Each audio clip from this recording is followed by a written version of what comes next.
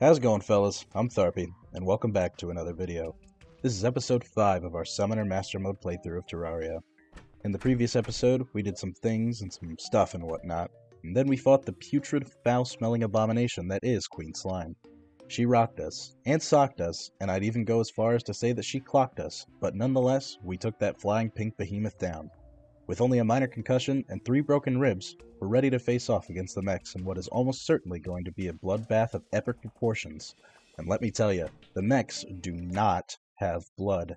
I am fearing for my life, but as the old proverbs say, confound it, we proceed. And proceed we shall. Anyway, let's get up to some nonsense already. I was talking there. Where is my voice? Well, unfortunately for nobody except myself, my voice isn't there, because OBS decided to play a funny little prank on me, where it didn't record my voice while I was playing the game. What that means is that you won't get to hear all of my reactions when something fun happens to me. But, not to worry, they can all be summarized in this one word. You know, that's oddly similar to the reaction that I had when I figured out that this happened. So what exactly did we do today? Well, we died. Like a lot. But one of our main goals, and the reason why I'm expanding this little desert bit in my Crimson, is to get the Ankh shield today. And thankfully, we got it, at a minimal cost. All we needed was a metric shit ton of Medusa spawners to get the pocket mirror, which was the absolute last thing we needed to make the Ankh shield. So we headed down to our AFK farm, and you will never guess what we did. Well, would you look at that? After a disturbing amount of murder, a pocket mirror has fallen safely into my inventory. And now that we have everything, we can craft up that beautiful Ankh shield, and then proceed to not use it for the rest of the episode. Why did I do this? Well, to be frank, instead of Tharpie for a moment, I thought the shield would be a lot more useful than it actually was. Turns out that I didn't need it for any of the mech bosses, as you'll see later, so I guess it was just more of a personal project.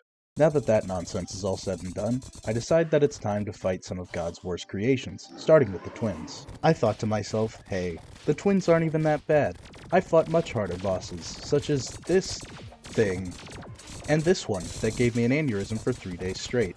But I could not have been more wrong, as shortly thereafter, I get wrung out like a damp towel. I want nothing more than to use the twins like those clacker bowl things until they merge together.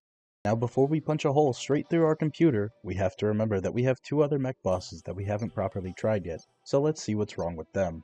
Or we can disregard that entirely and summon up the twins for the second fucking time in one night. And wouldn't you know it, I get my salad absolutely tossed for the second time in one night. Turns out 6 months later, I'm still making incredibly dumb decisions. In contrast to that, we decide to do some actual preparation before we fight the destroyer. We make a small platform with honey pools just high enough off the ground that he shouldn't be able to hit us. As it turns out, when we summon him up the following night, we find out that sometimes he actually can. I am fucking livid. I've decided that I clearly haven't suffered enough, and so on the same night that I get taken out by the destroyer, I summon up Skeletron Prime as if I have a fucking chance at beating him. The very next night, we decide to summon up the destroyer once again, in the hopes that we can finally purge this world of yet another disgusting worm. This fight goes exponentially better than the last one, as we have Abigail deal most of the damage to the destroyer, while we sit, cower in our honey, and take out probes. It is by no means a short fight, far from it actually, but we prevail nonetheless. With our new hollowed bars, we craft ourselves up a Durendal, successfully reforge it to Lazy, and make a metric fuckton of asphalt for the fights to come. After laying out about half of the asphalt that I made, which, spoiler alert, isn't enough, we decide to fight the twins again. And you can probably guess what happens. We get sauced just as hard as last time, but instead of Spasmatism just eating us whole outright, he decides to projectile vomit on us instead, completely ruining whatever clothes we were wearing, and our dignity. After punching the shit out of the wall until my knuckles bleed, I lay down the rest of the asphalt like I should have before. After we finish that asphalt fiasco, and we make a quick trip down to the Tinkerer to reforge our Durendal to anything but fucking Lazy, we decide to summon up the twins for the 4th, and thankfully, the final time. I truly wish that I could say that this fight went well, But if you have the capacity to see, even a little bit, you would know that I'm lying right through my teeth. The only possible way that this fight could have gone worse is if I perished in the middle of it. Looking up to the top right to see how much health I had remaining triggered several war flashbacks to fighting Skeletron in pre-hard mode. Eventually, after several minutes of whipping, blading, and staffing, 3 beautiful words appeared at the bottom left of my screen. Spasmatism is down. Needless to say, I was very overjoyed, as it's become a much simpler fight without Spasmatism in the mix. Compared to Spasmatism, Retinazer just quite simply isn't shit. The day that I fear Retinazer is the day that I decide to play through for the worthy. I will never do that shit. After a little bit more whipping it good, Retinazer finally falls to our might. Upon death, he also drops plenty of Souls of Sight, which we can use later to make the Optic Staff. However, now it's time to set our sights on the pestilence that is Skeletron Prime. Unfortunately, the next morning would bring us something truly foul that we would have to deal with. The next morning, we get our very own recreation of April 8th, 2024, but instead of being one of the most incredible things I've ever seen, it made me want to do the Cinnamon Challenge until my mouth can no longer produce moisture, and then eat a fistful of warheads. You didn't return the slab. You now have the Pharaoh's Curse. I think we should make this next section into a game, called How Many Times Did I Die During This Eclipse? Is it A, 4 times, B, 7 times, or C, 10 times? And if you really want to feel like a special little overachiever, try and guess how many of those were due to vampires. Trust me, it's more than you think. There will also be a handy dandy little death counter down at the bottom left to help you count. Now with that all said and done, let's check it out. I'd like to let it be known that I have a strong distaste for this event, and the 15 minutes of uninterrupted mental torture that I went through during it did not change my opinion. Not even a little bit. I am fighting tooth and fucking nail to merely just survive, when suddenly, I'm snuffed out by a rogue swamp thing. Not much longer after that, a vampire decides that he's tired of me breathing, and decides to swiftly decapitate me right then and there. This is certainly not the last time that it'll happen. Now you're probably thinking to yourself, certainly it doesn't get much worse than this, and you have zero idea how wrong you are. After fighting for just long enough to let my guard down, I was once again executed by a goddamn vampire. And it's about this time that I go into full panic mode, because I still have to do this shit for another 9 hours. I'm not alive for 30 seconds before I perish once again. The people who picked option A must be sweating profusely now, because I've already died 4 times and the event's not even halfway over. You will never guess what happens next. My mental fortitude is truly being tested, as not even 20 seconds after I respawn, I am put into yet another shallow grave. And I bet you'll never guess the culprit.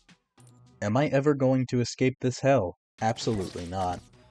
And now we ask for complete silence as Vampire takes his dive.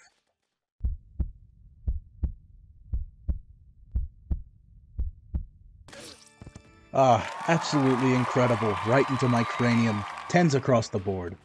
Man, I hate vampires. Well, luckily for me, the very next time that I perish happens to be to another vampire. However, the one after was to, thank God, a stray laser from an Eyesore. Unfortunately, because the world doesn't want to see me happy for more than 12 seconds at a time, my 10th and final death of the solar eclipse was to a fucking vampire. Big congratulations to those of you who guessed C on the quiz earlier. And in case you were curious, 8 of those deaths were to vampires, with 1 being to an Eyesore and 1 being to a Swamp Thing. Thanks for playing. I hope you enjoyed. Now that Eclipse mumbo-jumbo is over, let's get back into the main point of this video, fighting Skeletron Prime. Oh, okay, no, never mind. I didn't want to fight Skeletron Prime right now. How are we ever going to beat him? I've tried everything. Well, except putting not nearly enough walls behind my asphalt. Let's see how that one works out. Well, of course it doesn't, because it actually wasn't supposed to. You've all been pranked. I'm gonna ingest various parts of my computer till there's nothing left. After spending almost an entire day AFKing, I come up with a brilliant idea. What if, instead of throwing myself at Prime over and over and over again, we fight the Destroyer again to get some more hollowed bars. That way we can make some hollowed armor. The Destroyer isn't, and never has been a match for me. I could have defeated him in pre-hard mode. I just simply didn't feel like it. The fight goes about as well as it possibly could have, because once again, the Destroyer isn't shit. With our newly acquired hollow bars we got from manhandling the Destroyer, we make some beautiful hollowed armor, and are now ready to take on Skeletron Prime. But first, for a little extra security, we take a quick trip down to the jungle to find some life fruits to increase our maximum health. This is absolutely not a necessity right now, but it could certainly help with not fucking dying to Prime again. After we return from that escapade, we sleep until the following night, and then summon up Skeletron Prime for thankfully the final time. The fight is long, and not very easy at all, but it's going 1,000 times better than the fights we've had before. Once we took down those grippers and his stupid fucking laser, the fight became a lot more simpler, and we were able to snuff him out with ease. I am not a big fan of Skeletron Prime, but what I am a big fan of is game progression, and we've certainly progressed our game more than enough for today. And with that being said, that brings us to the end of this video. Thank you so much for watching. Please leave a comment down below telling me what you think of the video. I tried some new stuff today, and I always enjoy getting feedback from you silly people. And if you stay up at night progressing your game, or if this video made you also want to consume your computer, you should consider subscribing before you do so. You have nothing to lose besides your computer by doing so why not? Any whoosies, I'm at a nonsense to spew, so I'll see you all in the next video. Peace.